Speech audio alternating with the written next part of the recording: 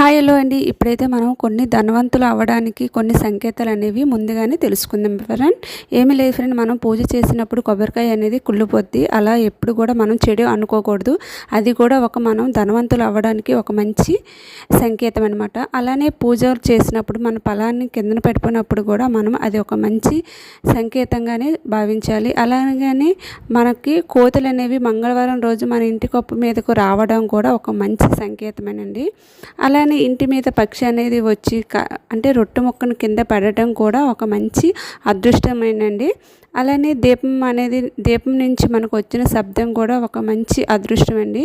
అలానే ఇంటి నుండి బయటకు వెళ్ళేటప్పుడు, అలాగే గుడి నుండి తిరిగి ఇంటికి వస్తున్నప్పుడు తెల్లటి ఆవు దూడ కనిపించడం కూడా ఒక మంచి అదృష్టం అండి. అలాగే కుంకుమ పెట్టుకున్నప్పుడు కింద పడటం కూడా ఒక అదృష్టమేనండి. పొద్దున్న కర్మచారి పనిచేస్తూ కనిపించడం కూడా ఒక మంచిదేనండి. నెమలి నాట్యం చేస్తుంటే కనిపించడం కూడా ఒక మంచి సంకేతమేనండి. నల్ల చీమలు ఇంట్లోకి రావడం కూడా ఒక మంచిదేనండి. కొబ్బరికాయలో పువ్వులు అంటే కొబ్బరికాయ మనం కొట్టినప్పుడు పువ్వు కూడా రావడం అది ఒక మంచి అదృష్టం చెప్పుకోవచ్చు. అలాగే ఎక్కువసార్లు నెమలి కనిపించడం కూడా ఒక మంచి అదృష్టం అని చెప్పుకోవచ్చు. వీడియో అనేది నచ్చితే ఒక లైక్ చేసుకోవడం మర్చిపోకండి. Thank you for the watching. Next వీడియోతో మళ్ళీ కలుద్దాం.